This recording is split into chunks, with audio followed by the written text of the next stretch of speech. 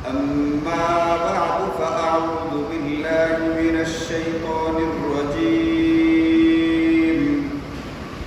واقصد في مشيك واغضض من صوتك إن أنكر الأصوات لصوت الحمير وقال سيدنا رسول الله صلى الله عليه وسلم ليس منا من لم يرحم صغيرنا ولم يعقر كبيرنا ويعرف لعالمنا حقا آمنت بالله صدق الله مولانا العلي العظيم وصدق رسوله النبي الكريم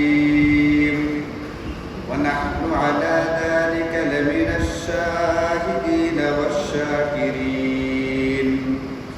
والحمد لله رب العالمين اللهم صل على محمد وعلى آل محمد كما صليت على إبراهيم وعلى آل إبراهيم إنك حميد مجيد اللهم بارك على محمد وعلى آل محمد كما باركت على إبراهيم وعلى آل إبراهيم إنك حميد مجيد الحمد لله কুরআন এবং সুন্নাহর মধ্যে আল্লাহ এবং তার রাসূলের পক্ষ থেকে আমাদেরকে অসংখ্য বিধিবিধান দেওয়া হয়েছে আমাদের সহজে বোঝার জন্য এবং বিধিবিধানগুলোর গুরুত্ব মর্যাদা কোনটার কতটুকু এটা সহজে অনুধাবন করবার জন্য ইমাম যারা মুস্তাহিদিন যারা এনারা বিধিবিধানগুলোর নাম দিয়েছে কোনটার নাম ফরজ কোনটার নাম ওয়াজিব কোনটার নাম হচ্ছে সুন্নাহ কোনটার নাম হচ্ছে আদব বা মুস্তাহাব এখন এইগুলোর কোনোটাকে আমরা ফরজ বা ওয়াজিব মনে করলে যতটুকু গুরুত্বপূর্ণ মনে করি সুন্নত বা নফল বললে আদব বা শিষ্টাচার বললে আমাদের কাছে এটা এতটুকু গুরুত্বপূর্ণ মনে হয় না আমরা ফরজটাকে যতটুকু গুরুত্ব দিয়ে অনুধাবন করি মুস্তাহাব বা আদব কায়দাকে এতটুকু গুরুত্ব দিয়ে অনুধাবন করি না আদব কায়দা শিষ্টাচারের ব্যাপারে আমাদের একটা খুব সাধারণ চিন্তা হলো ভাবনা হলো এটা যে এটা যদি আমরা করি তাহলে ভালো যদি আমার মধ্যে পাওয়া যায় তাহলে ভালো আর না পাওয়া গেলে কোনো রকম অসুবিধা নেই সুন্নত নফলের ব্যাপারে আমাদের সাধারণ চিন্তা হচ্ছে এটা কিন্তু আমরা যদি কোরআন এবং সুন্নাতে দেখি এবং ওখানকার বর্ণনা ভঙ্গিটাকে যদি বোঝার চেষ্টা করি তাহলে দেখতে হবে আদব কায়দা এবং শিষ্টাচারের নামটা আদব দেওয়া হলেও এটা একজন মুসলমানের জিন্দেগিতে অনেক জরুরি এবং গুরুত্বপূর্ণ একটা ব্যাপার এবং বিষয় মানুষ বৈচিত্র্যময় মানুষের মেজাজের ভিতরে বিভিন্নতা আছে ভিন্নতা আছে যে যেভাবে বুঝে তাকে সেভাবে বুঝাবার জন্য আল্লাহ এবং তার রাসূল এই আদব কায়দার ব্যাপারটাকে বিভিন্ন শব্দ দিয়ে প্রকাশ করেছে আমাদের জিন্দেগিতে আদব কায়দা শিষ্টাচার এবং ভদ্রতা লাগবে এই জিনিসটাকে কুরআন এবং সুন্নাতে কখনো কখনো মুআশারা শব্দ দিয়ে প্রকাশ করা হয়েছে যেমন ওয়াশিরুহুন্না বিল মারুফ আদব কায়দা আমাদের জিন্দেগিতে জরুরি এটা লাগবে এই জিনিসটাকে কুরআন এবং সুন্নাহর মধ্যে কখনো কখনো তাজিম শব্দ দিয়ে প্রকাশ করা হয়েছে যেমন আমরা বলি যে তাজিম করো মানে সম্মানী মানুষটাকে তাজিম করতে হবে তাজিম এটা আরবি শব্দ এটার দ্বারা বোঝানো হয়েছে যার সঙ্গে যে আদব শিষ্টাচার করা দরকার ওটা সেখানে বহাল রাখতে হবে বজায় রাখতে হবে এই জিনিসটাকে বোঝাবার জন্য কুরআন এবং সুন্নাহর ভিতরে কখনো কখনো ইকরাম শব্দটাকে ব্যবহার করা হয়েছে যেমন নবীজি বলেন ইন্না মিন ইজলালিল্লাহি তাআলা ইকরামা দিশ-শাইবাতিল মুসলিম। আবার এই বিষয়টাকে বোঝাবার জন্য কখনো কখনো সরাসরি আদব কায়দা শব্দটাকেই কুরআন এবং সুন্নাহর ভিতরে ব্যবহার করা হয়েছে। কখনো মুআশারা, কখনো তাজিম, কখনো ইকরাম, কখনো আদব। যে শব্দই হোক না কেন, মূল জিনিসটা হচ্ছে আমি ছোট হই বড় হই, আমার ভিতরে আদব কায়দা, শিষ্টাচার এবং ভদ্রতা, সভ্যতা থাকতে হবে। এই জিনিসটা কুরআন এবং সুন্নাহ আমাদেরকে তাকিদ সহকারে বলে।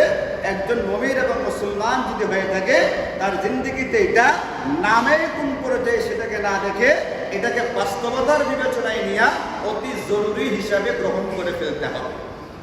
এই কারণে আদব কায়দা শিষ্টাচার শিক্ষা দেওয়ার জন্য আল্লাহ তাআলা কুরআনুল কারীমে কোন কোন সূরা পরিপূর্ণ নাযিল করে দিয়েছে শুধুমাত্র আদব শিক্ষা দেওয়ার জন্য। এরকম একটা সূরার নাম হচ্ছে সূরাতুল হুজুরাত। এই সূরার শুরু থেকে শেষ পর্যন্ত সবটাই ঈমানদারকে, মুমিনকে, মুসলমানকে আদব কায়দা শিক্ষা দেওয়া হয়েছে। সূরা মুজাদালা একটা সূরা আছে কুরআনুল কারীমে। এই সূরার ভিতরে আল্লাহ মুমিন মুসলমানদেরকে আদব কায়দা শিক্ষার কথা বলেছে। এছাড়া বড় বড় বিভিন্ন সূরার মধ্যে আল্লাহ বিভিন্ন আয়াত, বিভিন্ন সময়, বিভিন্ন প্রসঙ্গে এনেছেন, যেগুলোর ভিতরে আদব কায়দা শেখানো হয়েছে। আদব কায়দার যে ব্যাপারটা, এটাকে যদি আমরা দেখি তাহলে হাদিসের কিতাবগুলোর ভিতরে 30-32টা অধ্যায় থাকে। এক একটা হাদিসের কিতাবে কিতাবুল ঈমান থেকে শুরু করে, ঈমানের অধ্যায় থেকে শুরু করে একবারে ওসিয়ত পর্যন্ত, মানুষ মারা যাওয়ার আগে সর্বশেষ আমলটা কি করবে এটাকে বলে ওসিয়ত। মারা যাওয়ার আগে সে ওসিয়ত করবে। কি ওসিয়ত করবে? কারোর সাথে বেয়াদবি হয়ে গেছিল, কারোর সঙ্গে ঝগড়াঝাটি হয়েছিল, মাফ চাওয়ার সুযোগ হয় নাই, ছেলেদেরকে বলে যাবে অমুকের কাছে আমার কাছ থেকে মাফ চাইবা। কেউ আমার কাছে টাকা পয়সা পায়, মারা যাওয়ার আগে ওসিয়ত করে যাবে এই টাকা পয়সাগুলো পরিশোধ করে দিবা।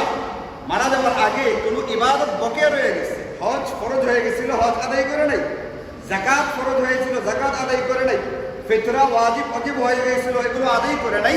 মারা যাওয়ার আগে ওসিয়ত করবে যে আমার যাকাত ফিতরাগুলো বকেয়া রয়ে গেছে, আমার যাকাত বকেয়া রয়ে গেছে, এইগুলো তোমরা আদায় করে দিবে। কোনো ব্যক্তি যদি নামাজ রোজার বকেয়া থেকে তাকে কাজা আদায় করে না থাকতে পারে, তাহলে সেই ব্যক্তির উপরে ওসিয়ত করা জরুরি। মারা যাওয়ার আগে সন্তানদেরকে, ওয়ারিসদেরকে ওসিয়ত করবে আমার এই কয় ওয়াক্ত নামাজ বকেয়া রয়ে গেছে, এই নামাজগুলোর ফিদিয়া তোমরা আদায় করে দিবা। এই জন্য সর্বশেষ অধ্যায় হচ্ছে ওসিয়ত। ব্যক্তির জিন্দেগির শুরু হবে ঈমান দিয়া, শেষ হবে ওসিয়ত দিয়া। এইভাবে 30 থেকে 32টা অধ্যায় থেকে হাদিসগুলোর কিতাবের মধ্যে এর ভিতরে সবচাইতে বড় যে অধ্যায়টা, সবচেয়ে বেশি যেখানে আলোচনা করা আছে, সবচেয়ে বেশি হাদিস বর্ণনা করেছেন নবীজি সাল্লাল্লাহু আলাইহি ওয়াসাল্লাম যে বিষয়টার ব্যাপারে, সেটা হচ্ছে আদব কায়দা এবং শিষ্টাচারের ক্ষেত্রে। এই অধ্যায়ের নাম হলো কিতাবুল আদাব। এই জন্য এই জিনিসটাকে নফল মুস্তাহাবের ব্যাপারে আমাদের যে দৃষ্টিভঙ্গি, আমরা এটাকে যেভাবে বোঝার চেষ্টা করি এইভাবে বুঝলে হবে না। এটাকে নিজের জিন্দগির অতীব গুরুত্বপূর্ণ একটা বিষয় হিসাবে সকলের জিন্দগিতে ধরতে হবে, ধারণ করতে হবে, গ্রহণ করতে হবে। এই জন্য আমাদের কিতাবে লেখে এটা, এই যে আদবের ব্যাপারে আল্লাহ এবং তার রাসূল এত বিস্তারিত আলোচনা করলেন, এটা কেন করলেন? ওনারা বলছেন মা ওয়াসালা মান ওয়াসালা ইল্লা বিল আদাব। যে ব্যক্তি সফলতার চূড়ান্ত সীমায় পৌঁছে গেছে, যে ব্যক্তি তার জিন্দগির কাঙ্ক্ষিত লক্ষ্যে পৌঁছে গেছে, এই ব্যক্তিরা শুধুমাত্র বিল আদাব, আদব কায়দা শিষ্টাচারের দ্বারাই সে ওখানে পৌঁছেছে। ওমা সাকাতা মান সাকাতা ইল্লা বিতারকিল আদাব।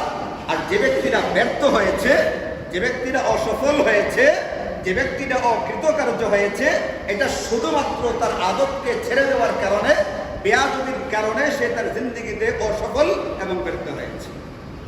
এই কারণে আমার আপনার জিন্দগিতে আমি আপনি যে জিনিসটাকে অর্জন করতে চাই, মানুষ হিসাবে অন্তত সফলতার চূড়ান্তে পৌঁছার জন্যে, সত্যিকারের একজন মানুষ অন্তত হয়ে উঠবার জন্যে আমার আপনার জিন্দগিতে যে জিনিসটা অতি জরুরি, এটা হচ্ছে আদব।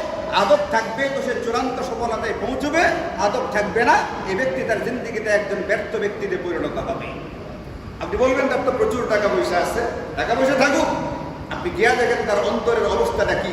টাকা পয়সা থাকুক, বাস্তবে মানুষ তাকে সম্মানের নজরে দেখে কিনা?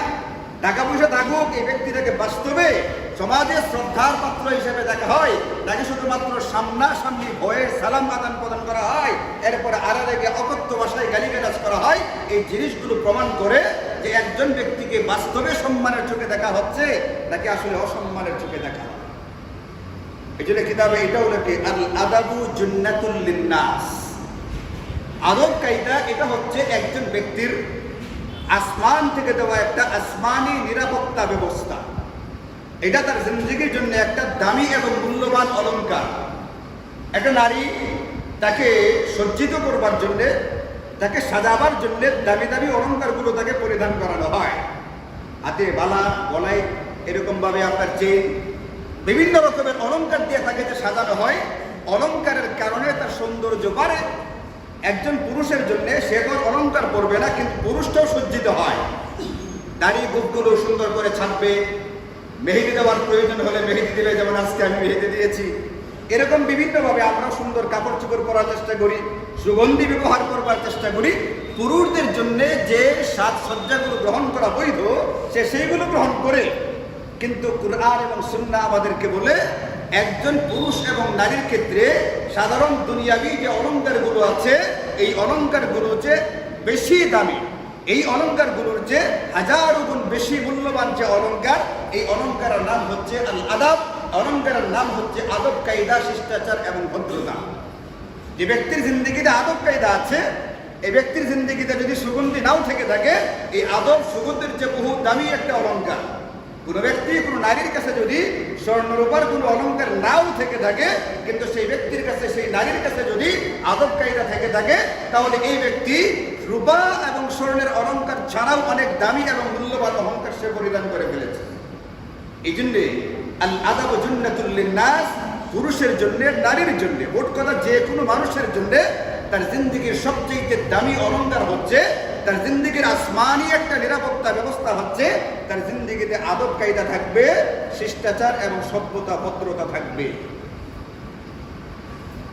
হযরতে আব্বাস ইবনে আব্দুল মুত্তালিব রাদিয়াল্লাহু আনহু, নবীজির চাচা হযরতে আব্বাস রাদিয়াল্লাহু আনহু, তিনি যখন নবীজির মজমায় বসতেন, নবীজি কথা বলতেন, এইভাবে আলোচনা হইতো, তিনি বসতেন খুবই আদব কায়দার সাথে, একটা সংকোচ ভাব নিয়ে নবীর সামনে বসা হচ্ছে। তো তার যে এই যে আদব কায়দার যে ব্যাপারটা, সংকোচের যে ব্যাপারটা, এটা অন্যান্য সাহাবায়ে কেরাম দেখলেন বিষয়টা। দেখার পরে একদিন জিজ্ঞেস করে, আপনি যে নবীজির সামনে এতটা কাচু মাচু হইয়া বসেন, এতটা সংকোচ জড়তা নিয়ে বসেন, আসলে আপনাদের দুজনের ভিতরে বড় কে? হযরত আব্বাসকে জিজ্ঞেস করে অন্যেরা, যারা বয়সটা ভালো করে জানে না, তারা জিজ্ঞেস করে, আপনাদের ভিতরে বড় কে? কারণ আমরা যারা সাধারণত বুঝি, চাচা বড় হয়ে থাকে, ভাতিজা ছোট হয়ে থাকে, এটাই তো সাধারণ নিয়ম। চাচা বড়, ভাতিজা ছোট। কিন্তু আপনার আচার আচরণে মনে হয় যে আপনি আসলে বয়সে বড় না, মনে হয় আপনি ছোট। দেখতে লাগে বড়, কিন্তু আচার আচরণে মনে হয় আপনি ছোট। বাস্তবে আপনাদের ভিতরে বড় কে, ছোট কে? আদব কায়দা কতটুকু জরুরি, আদব কায়দা কিভাবে দেখাতে হয়, কিভাবে প্রকাশ করতে হয়, হযরতে সাহাবায়ে কেরাম রিদওয়ানুল্লাহি তাআলা আলাইহিম আজমাইন আমাদেরকে দেখায় গেছে। এই কারণে সাহাবায়ে কেরামকে আল্লাহ এবং তার রাসূল মেয়ারে হক সাব্যস্ত করেছেন। আল্লাহ এবং তার রাসূল পবিত্র কুরআনুল কারীমে এবং হাদিসে পাকের মধ্যে পরিষ্কার ঘোষণা দিয়েছেন, তোমাদের ঈমান আর আমলের মাপকাঠি, সত্যের মাপকাঠি হবে সাহাবায়ে কেরাম। সাহাবায়ে কেরামকে সত্যের মাপকাঠি মেনে নিতে হবে। যারা মানবে এরা হকের উপরে, আর যারা মানবে না এরা হকের উপরে নেই। কার কথা? কুরআন এবং সুন্নাহর কথা। কুরআন এবং সুন্নাহ বলছে সাহাবায়ে কেরাম আমাদের ঈমান আর আমলের সত্যের মাপকাঠি। এটা যদি কারো মানতে অসুবিধা হয়, তাহলে ইসলাম বাদ দিয়া, ঈমান বাদ দিয়া অন্য কোনো ফেরকা হয়ে যাওয়া দরকার, অন্য কোনো আদর্শ গ্রহণ করা দরকার। ইসলাম নাম নিয়া, ইসলামী নাম দিয়া তাদেরকে কাজ করাটাই শরীয়তে গ্রহণযোগ্য হবে না। ওয়া ইযা কিলা লাহুম আমিনু কামা আমানান নাস, সূরা বাকারার 2য় পৃষ্ঠাতে আল্লাহ বলে দিয়েছেন, তোমরা ঈমান আনবা, ঈমান আনো সাহাবীদের ঈমানের মতো। এর মানে আমার ঈমানটার মডেল আল্লাহ কাকে বানাইছে? আমার ঈমান কার ঈমানের মতো হবে? সাহাবায়ে কেরামের ঈমানের মতো হবে। এটা কে বলছেন? এই দুনিয়ার বানানেওয়ালা আল্লাহ বলে দিয়েছেন, তোমার ঈমান হবে সাহাবীদের ঈমানের মতো। তোমার ঈমান হবে এরকম ভাবে বানাবা তুমি, যে তোমার ঈমানের মডেল হবে, নমুনা হবে, আদর্শ হবে নবীর সাহাবীদের ঈমানের মতো। তোমার আমল হবে সাহাবীদের আমলের মতো। গোটা পৃথিবীতে ইসলামকে ছড়াই দিয়েছেন যারা, যাদের মাধ্যমে পৌঁছেছে, যারা আমাদের ইসলামের মূল ভিত্তি বা খুঁটিটা, ওনারা হচ্ছেন সাহাবায়ে কেরাম। এই জন্য সাহাবায়ে কেরামের ব্যাপারে অত্যন্ত সম্মান এবং মর্যাদার ব্যাপারে কথা বলা আছে। কোন সাহাবী যদি হাদিস বর্ণনা করেন, আপনারা অবাক হবেন। এটা আমাদের নবীজি সাল্লাল্লাহু আলাইহি ওয়াসাল্লামের জীবনী সংরক্ষণ করতে গিয়া, জীবনী হেফাজত করতে গিয়া, নবীজির কথা, নবীজির কাজ, নবীজির আচরণ, নবীজির উচ্চারণ, একজন ব্যক্তি নবী সাল্লাল্লাহু আলাইহি ওয়াসাল্লাম তার জীবনী হেফাজত করতে গিয়া হাজার হাজার ব্যক্তির জীবনী সংরক্ষণ করতে হয়েছে। আমাদের নবীজির জীবনী হেফাজত করতে গিয়া হাজার হাজার ব্যক্তির জীবনী সংরক্ষণ করতে হয়েছে। নবীর জীবনী হেফাজত করতে গিয়া বেশ কয়েকটা নতুন শাস্ত্র তৈরি হয়ে গেছে। এই শাস্ত্রগুলোর একটির নাম হচ্ছে আসমাউর রিজাল বা রাবি শাস্ত্র। যারা নবীজি থেকে হাদিস বর্ণনা করেন, নবীজি থেকে সাহাবী, সাহাবী থেকে তাবেঈ, তাবেঈ থেকে তাবেঈ থেকে তার পরবর্তী প্রজন্ম, এইভাবে আগের প্রজন্ম থেকে পরের প্রজন্ম হাদিস বর্ণনা করেন। যারা যারা হাদিস বর্ণনা করেছেন, লক্ষ লক্ষ বর্ণনাকারী, প্রত্যেকটা ব্যক্তির জীবনী পুঙ্খানুপুঙ্খ যাচাই বাছাই করে তারপরে হাদিসটাকে গ্রহণ করা হইতো। যদি দেখা যায় ব্যক্তিরা কখনো মিথ্যা কথা বলেছে, যদি দেখা যায় কখনো ব্যক্তিরা খিয়ানত করেছে, যদি দেখা যায় ব্যক্তিরা কখনো সাহাবায়ে কেরামের সমালোচনা করেছে, এই জাতীয় ব্যক্তিদের কাছ থেকে হাদিস গ্রহণ করা হয় না। যার ব্যক্তি জীবনটা এত সুন্দর হবে যে দ্বীনদারির ক্ষেত্রে কোনো রকমের ত্রুটি বিচ্যুতি নাই, শুধুমাত্র ওই ব্যক্তির হাদিসগুলো গ্রহণ করা হইত। এখন এই জাতীয় পরীক্ষা নিরীক্ষায় যাদের জিন্দেগিতে দ্বীনদারির ক্ষেত্রে কোনো ত্রুটি পাওয়া যাইত, এই ব্যক্তির কাছ থেকে হাদিস নেওয়া হইত না। কিন্তু এই হাদিস শাস্ত্রের ইমামেরা এটাও একটা বলে দিয়েছেন পরিষ্কার কথা, বললিতি আস-সাহাবাতু কুল্লুহুম উদুলুন, সকল সাহাবী আদিল, সকল সাহাবী সিকা, সকল সাহাবী নির্ভরযোগ্য, সকল সাহাবী তার জীবনী পর্যালোচনা করা ছাড়াই তার উপরে চোখ বন্ধ করে আস্থা রাখা যায় এমন একটা ব্যক্তিত্ব তারা অর্জন করে ফেলেছেন। সুতরাং সাহাবায়ে কেরামের জীবনী পরীক্ষা নিরীক্ষার দরকার নাই, তাদের ভিতরে সমালোচনা করবার মতো কোনো বিষয় আর বাকি থাকে নাই। আল্লাহ বলেছেন ওয়ালাকাদ আফাল্লাহু আনকুম, আল্লাহ তোমাদের গুনাহগুলো মাফ করে দিয়েছেন। কাজেই তাদেরকে নিয়ে পরীক্ষা নিরীক্ষা দরকার নেই। যখন জানা যাবে এই হাদিসটা কোনো সাহাবী বর্ণনা করেছেন, চোখ বন্ধ করে এই হাদিসটাকে গ্রহণ করা হবে, কারণ বর্ণনাকারী একজন সাহাবী। কিন্তু সাহাবী স্তরের পরে যারা আছে, তাবিঈ হতে পারে, তাবিঈ হতে পারে, এর আরো নিচে হতে পারে, এমন যদি কেউ হয়ে থাকে তাহলে তার হাদিসটা চোখ বন্ধ করে গ্রহণ করা হবে না। আগে তার জীবনীটা, ওই যে একটা রিজাল শাস্ত্র বের হয়েছে, ভিন্ন একটা শাস্ত্র তৈরি হয়েছে, ওই শাস্ত্রে গিয়া পরীক্ষা নিরীক্ষা করে দেখতে হবে এই ব্যক্তিরা দ্বীনদারির ক্ষেত্রে আস্থাভাজন বিশ্বাসযোগ্য কিনা। যদি আস্থাভাজন বিশ্বাসযোগ্য হয়ে থাকে তাহলে হাদিস কবুল করা হবে, আর নতুবা হাদিস কবুল করা হবে না। এই জন্য মেরে ভাইও, সাহাবায়ে কেরাম আমাদের জন্য ঈমান আর আমলের মাপকাঠি। যারা এতটুকু আস্থা এবং বিশ্বাস অর্জন করে ফেলেছেন আল্লাহ এবং তার রাসূলের কাছে যে তাদের জীবনী আর পরীক্ষা নিরীক্ষা করার দরকারই নাই। এই সাহাবায়ে কেরামকে আমাদের মডেল আর নমুনা কেন বানানো হয়েছে?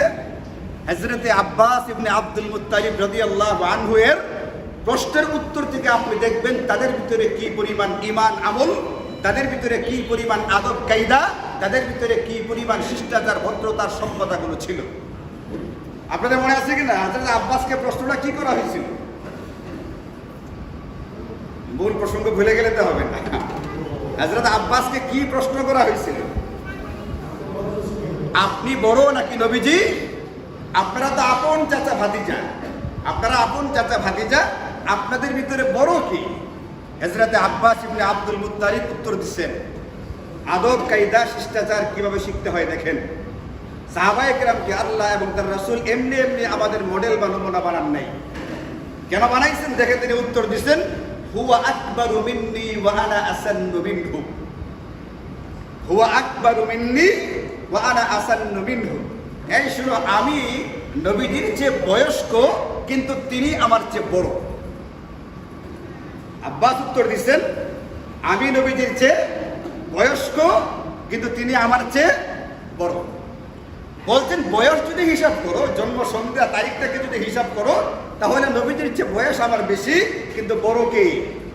বড় নবী, কারণ তিনি নবী, কারণ তিনি সাইয়্যিদুল মুরসালিন, তিনি সাইয়্যিদুল আম্বিয়া। নবী আর রাসূল যারা হয়ে থাকেন তারা বড়ই হয়ে থাকে, এখানে বয়সটা মূল বিষয় হয়ে দেখাই দেয় না। উত্তর দেওয়ার ক্ষেত্রে কি পরিমাণ আদব দেখাইছেন। তিনি যদি বলতেন এটা হুয়া মানে আমি তার চেয়ে বড়, মানে আকবারু মিনহু, এটা বলতে পারতেন আমি তার চেয়ে বড়, এটা বাহ্যিক নজরে আমার আপনার মতো যারা আমরা মনে করতাম এটা তো বেয়াদবির কোনো ব্যাপার না, তিনি তো আসলে বয়সে বড়ই, সত্যি কথাটাই তো বলছেন। কিন্তু তিনি শুধুমাত্র সত্যি কথাটা বলার উপরে ক্ষান্ত হন নাই, কথাটা বলার ক্ষেত্রে আদব কায়দা তাজিমের ব্যাপারটা, এই ব্যাপারটাকে লক্ষ্য করে তারপরে তিনি কথাটা বলেছেন। এই জন্য বেরে ভাই, আমার আপনার জিন্দগিতে কোরআন এবং সুন্নাহ যে বিষয়গুলোকে সার্বক্ষণিকের জন্য গ্রহণ করতে বলা হয়েছে, সার্বক্ষণিক যে জিনিসগুলোকে গ্রহণ করতে হবে, এর ভিতরে অন্যতম একটা গুরুত্বপূর্ণ ব্যাপার হচ্ছে আল আদাব। আল আদাবু জুন্নাতুল লিন্নাস, আমার আপনার নিরাপত্তার রক্ষা কবচ হচ্ছে আদব।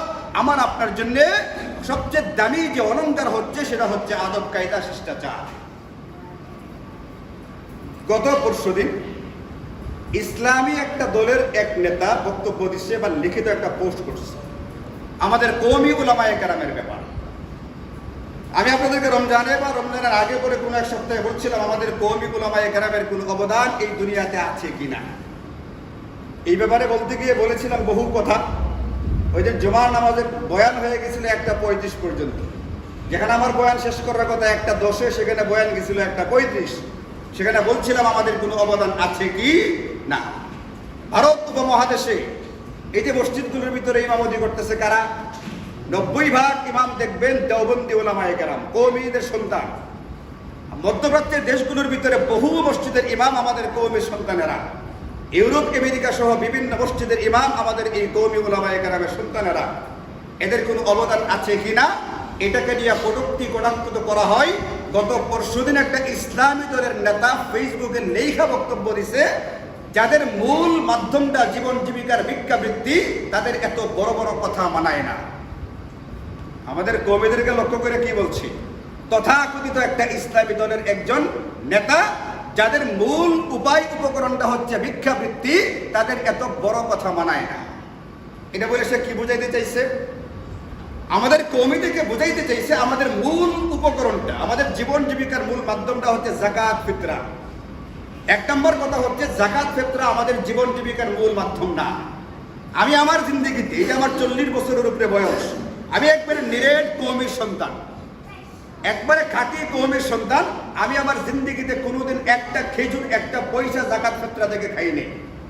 আমি যখন মাদ্রাসায় পড়তাম ঢাকার জামিয়া রহমানিয়াতে, তখন আমার গড় নাম্বার থাকতো পরীক্ষায় 90-এর উপরে সব সময়।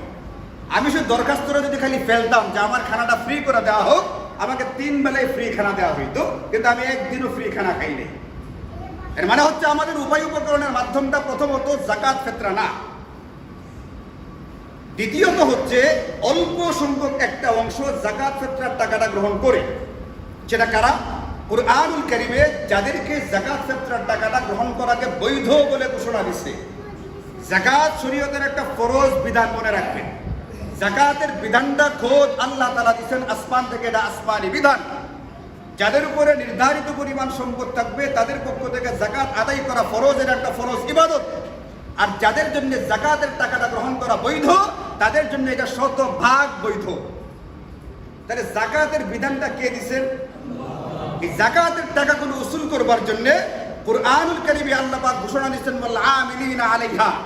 রাষ্ট্রের পক্ষ থেকে, প্রতিষ্ঠানের পক্ষ থেকে কালেক্টর নিযুক্ত করা হবে। এরা যাকাতের টাকাগুলো যাকাত দাতাদের কাছ থেকে, ঘর ঘর থেকে সংগ্রহ করবে। এই সংগ্রহ করার জিম্মাদারি আল্লাহ পাক দিয়েছেন আসমান থেকে। এখন এই যে যাকাতের টাকাগুলো সংগ্রহ করা হয়, এটাকে বলা হয়েছে ভিক্ষাবৃত্তি। এটা বলে মূলত সে শুধুমাত্র উলামায়ে কেরামকে কটাক্ষ আর কটূক্তি করে নাই, বরং একটা আসমানি ফরজ বিধানটাকে তুচ্ছ তাচ্ছিল্য করে ফেলতেছে। এর হুঁশ নেই। কারণটা কি? আদব নাই, কায়দা নাই। তাদের গুরু যে, সেই গুরু থেকে এই পর্যন্ত আদব কায়দা ছিলই না। আদব কায়দা ছিল না বলেই নবীদেরকে নিয়ে বিভিন্ন রকমের সমালোচনা করেছে, সাহাবীদেরকে নিয়ে বিভিন্ন রকম সমালোচনা করেছে। সাহাবীদের সমালোচনা করতে গিয়া 400 পৃষ্ঠার উপরে মোটা ভলিউমের বই পর্যন্ত লিখে ফেলছে। হযরত উসমান গনি রাদিয়াল্লাহু আনহু, নবীজির 2 মেয়ের জামাতা। নবীজি এটাও বলেছিলেন আমার যদি তৃতীয় আরেকটা কন্যা থাকতো বিয়ে দেওয়ার মতো, আমি উসমানের কাছে বিয়ে দিতাম। যে উসমানের ব্যাপারে তারা সমালোচনা করে কিতাব লেখছে, তিনি স্বজনপ্রীতি করতেন, তিনি দুর্নীতি করতেন, শাসক হিসেবে দুর্বল চিত্তের তিনি শাসক ছিলেন। হযরতে মুআবিয়ার ব্যাপারে নবীজি খুতবায় দাঁড়িয়ে দোয়া করছেন, আল্লাহুম্মা জাআলহু হাদিয়াম মাহদিয়া, আল্লাহ তাকে পথ দেখাও এবং অন্যদের জন্য পথ প্রদর্শক বানাও। এই মুআবিয়ার ব্যাপারে পৃষ্ঠার পর পৃষ্ঠা সমালোচনা করেছে। হযরত মুগীরা ইবনে শুবা সহ অসংখ্য সাহাবীদের সমালোচনা, তাদের যে ধর্মীয় গুরু ওই লোকই থেকে বেয়াদবি শুরু হয়েছে, তার অনুসারীদের মধ্যে বেয়াদবি থাকবে, এটা তো সাধারণ কথা। যদি বেয়াদবি না থাকে, কোরআনের একটা বিধান, আল্লাহ পাকের দেওয়া একটা বিধান, নবীর দেওয়া একটা বিধান, নবীজির জামানা থেকে শুরু হয়েছে এটা। নবীজি সাহাবীদের ভিতরে আমল নিযুক্ত করতেন, যাও যাকাতের টাকাগুলো সংগ্রহ করো, এরপরে দরিদ্র ব্যক্তিদের ভিতরে বিতরণ করা হইতো। এই সংগ্রহ করা এবং প্রাপক যারা, তাদের ভিতরে এটা বিতরণ করা, এটা একটা ইসলামের মহান বিধান। এটাকে কেউ যদি ভিক্ষাবৃত্তি বলে, এই লোক চরম পর্যায়ের বেয়াদব, এই লোক চরম পর্যায়ের মূর্খ আর জাহেল হওয়ার কারণে ইসলামী বিধানটাকে এরকম ভাবে কটাক্ষ বা কটূক্তি করতে পারে। আপনারা শুনে অবাক হবে, জানেন যারা এটাকে ভিক্ষাবৃত্তি বলছে, তারা নিজেরাও এই টাকা সংগ্রহ করে নিজের দলীয় কর্মীদের কাছ থেকে, বিভিন্নভাবে লোকদের কাছ থেকে যাকাতের টাকা সংগ্রহ করে, এমনকি দেশের বাহিরের বিভিন্ন দেশ থেকে টাকা সংগ্রহ করে। গত কিছুদিন আগেও আমি পেপারে দেখেছি, চাইনা থেকে, তুরস্ক থেকে যাকাতের টাকা সংগ্রহ করে নিজেদের দলের নামে লোকদের ভিতরে বিতরণ করছে, নিজেদের দরিদ্র দলের লোকদের ভিতরে, যে বলছে আমরা আমাদের পক্ষ থেকে দান করছি।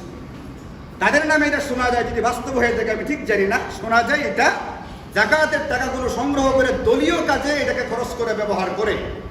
অথচ যাকাতের টাকা কোথায় খরচ করতে হবে, কোথায় ব্যয় করতে হবে, এই সিদ্ধান্ত আল্লাহ পাক আসমান থেকে খাত উল্লেখ করে পরিষ্কার করে জানাই দিচ্ছেন। যারা শরীয়তের বিধানের ভিতরে এরকম অপব্যাখ্যা করে, শরীয়তের বিধানটাকে তুচ্ছ তাচ্ছিল্য করে, আবার নিজেরাই এই কাজগুলো করে, সে কিভাবে অন্য একজন ব্যক্তিকে ভিক্ষাবৃত্তির অভিযোগ দিতে পারে? আমাদের লিল্লাহ বোর্ডিংগুলোর ভিতরে স্বল্প সংখ্যক যে ছেলে মেয়েগুলোকে লিল্লাহ বোর্ডিং থেকে খাওয়ানো হয়, মনে রাখবেন তারা নিজেরা কখনো যাকাত ফিতরা সংগ্রহ করতে চায় না। যাকাত ফিতরার টাকাগুলো সংগ্রহ করে আমরা শিক্ষকেরা, আমি আমার নিজের জিন্দগিতে কোনোদিন 1 পয়সা যাকাত ফিতরার খাই নাই, কিন্তু আমি প্রতি বছর রমজানে যাকাত ফিতরার টাকা সংগ্রহ করি। আপনাদের অনেকেই আমার কাছে যাকাত দেন, তাহলে বলেন আমি কি এটা ভিক্ষাবৃত্তি করতেছি? আমি অন্যদেরকে সহযোগিতা করবার জন্যে, অন্যদেরকে সুন্দর একটা সুষ্ঠু ব্যবস্থা করে দেওয়ার জন্য আমি এই টাকাগুলো সংগ্রহ করি। আমি আমার নিজের জন্য 1 পয়সা করি না। আমাদের কওমি মাদ্রাসার যারা উলামায়ে কেরাম শিক্ষকবৃন্দ আছেন, নিজের জন্য করেন না, করেন দরিদ্র ছেলে মেয়েদের জন্য। এটা একটা আসমানি বিধান, এটা একটা আসমানি ব্যবস্থা। সুতরাং এটাকে ভিক্ষাবৃত্তি বলা মানে হচ্ছে কোরআন সুন্নাহর বিধানকে নিয়ে তুচ্ছ তাচ্ছিল্য করার নামান্তর। এটা কেন হয়েছে ভাই জানেন? এই যে আপনাদেরকে শুরুতে বললাম, আমা সাকাতা মান সাকাতা ইল্লা বিতারকিল আদব, যাকে মানুষ দিল থেকে গ্রহণ করে না, যাকে মানুষ দিল থেকে সম্মান দেয় না, মর্যাদা দেয় না, কাঙ্ক্ষিত লক্ষ্যে সে যে পৌঁছতে পারে নাই, কারণটা কি? তার ভিতরে শুরু থেকেই বেয়াদবি ছিল, শুরু থেকেই শিষ্টাচার পরিপন্থী আচরণ ছিল। এই কারণে এদেরকে মানুষ দিল থেকে গ্রহণই করতে চায় না। জোর করে কিছু করতে পারবে, কথার কথা ক্ষমতায় গেছে, জোর করে মসজিদের ইমামতিগুলো নিবে, জোর করে মাদ্রাসার কমিটিতে ঢুকবে, হয়তো বা জোর করে শিক্ষকতাও ঢুকবে। জোর করে যে জিনিসটা করা হয়, এটা জোর করে হয়, মানুষের দিল থেকে হয় না। এখানকার গ্রহণযোগ্যতাটা জোর করে করার ব্যাপার না। এই জন্য আমার আপনার জিন্দেগিতে অতীব জরুরি এবং গুরুত্বপূর্ণ একটা ব্যাপার হচ্ছে, আল্লাহ এবং তার রাসূল বলেছেন আদব কায়দা শিষ্টাচার এই জিনিসগুলোকে মাথায় রেখে তারপরে দুনিয়াতে চলবার চেষ্টা করবা। কুরআনুল কারীমের সূরাতুল হুজুরাত আগেই বলেছি, পুরা সূরাটা নাজিল হয়েছে আদব কায়দা দিয়া। এই সূরার শুরুতে একেবারে আল্লাহ বলছেন নবীর সামনে জোরে কথা বলবা না, নবীর সামনে জোরে কথা বলবো না। নবীর সামনে জোরে কথা বললে তোমার আমলগুলো এমন ভাবে জ্বলে পুড়ে ছারখার হবে, তুমি শেষ করে বুঝতে পারতে পারা তোমার আমল শেষ হয়ে গেছে। ওলামায়ে কেরাম তাফসীরের কিতাব খুলে দেখেন, নবীর পরে, নবী তো এখন নাই, নবীর ওয়ারিসদের ব্যাপারে বলা আছে, নবীর ওয়ারিসদের সামনে কখনোই বেয়াদবি করবা না, তাহলে তোমার কিন্তু ওই পরিণত হবে যে পরিণতিটা কুরআন এবং সুন্নাহর ভিতরে ইঙ্গিতে বলে দেওয়া আছে। এমন ঢালাও ভাবে এই গোটা বিশ্বের 90% মসজিদের যারা ইমাম, তাদেরকে বলে দেওয়া হচ্ছে ভিক্ষাবৃত্তি করে যারা চলে, তারা আবার এত বড় বড় কথা বলে কেমনে? বড় কথা বলবার সুযোগ যাদের উদ্দেশ্য করে বলা হয়, তারাই সেই সুযোগটা তৈরি করে দেয়। আপনি একটা মসজিদের ভিতরে ইমামের বিজ্ঞপ্তি দেন, নিরপেক্ষভাবে মুসলমান যারা জনসাধারণ তাদের কাছ থেকে মতামত নেওয়ার চেষ্টা করেন, দেখবেন তারা দিল থেকে কাকে ইমাম হিসেবে গ্রহণ করে আর কাকে দিল থেকে অপছন্দ করে। এই কারণে আমার আপনার জিন্দিগিটা খুব অল্প সময়ে, মনে রাখবেন এটা, সাধারণ রাজনৈতিক মতানৈক্য, বিভিন্ন সামাজিক বিষয় নিয়ে মতের বিরোধ ইত্যাদি বিভিন্ন কারণে মানুষ যেহেতু বিভিন্ন রকম, মেজাজ যেহেতু বিভিন্ন রকম, চিন্তা ফিকির যেহেতু বিভিন্ন রকম, বুঝ শক্তি জ্ঞান শক্তি যেহেতু বিভিন্ন রকম, এই কারণে মানুষের চিন্তা ফিকিরটাও বিভিন্ন রকমের হবে। কারণ চিন্তার দিক থেকে, ফিকিরের দিক থেকে, মতের দিক থেকে আমার বিরোধী লোক হওয়ার কারণে আমি এমন কোনো আচরণ বা উচ্চারণ করতে পারি না যে এটা বেয়াদবি হয়ে যায়। এটাকে বলে মত বিরোধ, মানে মতের বিরোধ থাকবে, মতের সঙ্গে অমিল থাকবে, মত সবার একরকম হবে না। যদি সবার মত একরকম হয়ে যেত তাহলে গোটা পৃথিবীর সমস্ত মানুষ মুসলমান হয়ে যেত, অথবা খ্রিস্টান হয়ে যেত, অথবা ইহুদি হয়ে যেত। সবাই একরকম হইলে তো একটা মতের উপরেই থাকতো। বলেন গোটা পৃথিবীর মানুষ কি একটা মতের উপর আছে নাকি বিভিন্ন ধর্মে বিভক্ত? বিভিন্ন ধর্মে বিভক্ত। আমার আপনার করণীয় হচ্ছে এই কারণে আদব কায়দা জিন্দেগিতে ধারণ করতে হয় যে মতের যেহেতু ভিন্নতা আছে, মতের যেহেতু বিরোধ আছে, কখনোই আমার প্রতিপক্ষ আমার সামনে আসতে পারে, সেই ক্ষেত্রে আমি যেন আদবের সীমানাকে ক্রস করার চেষ্টা না করি, আদবের যে সীমানাটা আছে এটাকে লঙ্ঘন করবার চেষ্টা না করি। যদি এটা করা হয় তাহলে আমি ব্যর্থ। আর মতের বিরোধ থাকার পরেও যদি আমি আদবের সীমানার ভিতরে থাকি তাহলে আমি যেখানেই থাকি না কেন ওইখানে আমি সফল, ওইখানেই আমি কৃতকার্য। এই কারণে আমাদের একজন বড় বলতেন তার বাচ্চাকে নসিহত করতে গিয়ে, ইয়া বুনাইয়া, আমার বৎস বাবা একটা কথা শোনো, ইজআল আমালাকা মিলহান ওয়া আদাবাকা দাকিকান। আচ্ছা বলেন, তরকারি একটা বাড়িতে 8 জন সদস্য আছে, পরিবার ফ্যামিলি আছে, 8 জন বা 10 জনের একটা পরিবার আছে, এখানে একটা তরকারি রান্না করা হয়ে যাচ্ছে 8-10 জনের। আচ্ছা 8-10 জনের যে তরকারিটা রান্না করা হবে বা ডালটা যেটা রান্না করা হবে, এখানে কি ডালের পরিমাণ বেশি নাকি লবণের পরিমাণ বেশি? তরকারির পরিমাণ বেশি না লবণের পরিমাণ বেশি? তরকারির পরিমাণ বেশি। ওলামায়ে কেরাম লিখছেন এটা, ইয়া বুনাইয়া ইজআল আমালাকা মিলহান, তোমার জিন্দেগিতে আমলটা লবণের মতো থাকুক কিন্তু আদব কায়দাটা ওই তরকারির মতো হোক। তোমার জিন্দেগিতে আমল যেটা হবে ওই তরকারির লবণের মতো অল্প হোক, কোনো অসুবিধা নাই, কিন্তু তোমার জিন্দেগিতে আদব কায়দা শিষ্টাচার যেটা হবে, ভদ্রতা সভ্যতা যেটা হবে, এটা হবে ওই তরকারির মতো, ডালের পরিমাণের মতো। ডালের মধ্যে যেরকম ডালের পরিমাণটা বেশি হয়, লবণের পরিমাণ কম হয়, আমার জিন্দেগিতে আমলের পরিমাণ লবণের মতো কম হয়ে যায়, কোনো অসুবিধা নাই, কিন্তু আদব কায়দা শিষ্টাচার যেটা, এটা যেন তরকারির মতো পরিমাণে কি হয়, বেশি থাকে, এটা হচ্ছে আসল ব্যাপার। এই জন্য মেরে ভাইও, আল্লাহ তাআলা আমাদের জিন্দেগিতে আচরণে, উচ্চারণে, চলাফেরায়, কথাবার্তায় মতের বিরোধ থাকার পরেও আদব কায়দার সাথে চলার তৌফিক দান করুন। নিজের জিন্দেগিতে আসমানি এই যে রক্ষা কবচ এবং নিরাপত্তা, আসমানি এই যে ঢাল স্বরূপ যে নিরাপত্তা আমাদেরকে দেওয়া আছে আদব নামের, এই আদব কায়দা শিষ্টাচারকে আঁকড়ে ধরার চেষ্টা করি। এটা আমার জিন্দেগিতে আমাকে ইনশাআল্লাহ দুনিয়া এবং আখিরাতে চূড়ান্ত সফলতায় পৌঁছে দিবে। ওয়া আখিরু দাওয়ানা আলহামদুলিল্লাহি রাব্বিল আলামিন।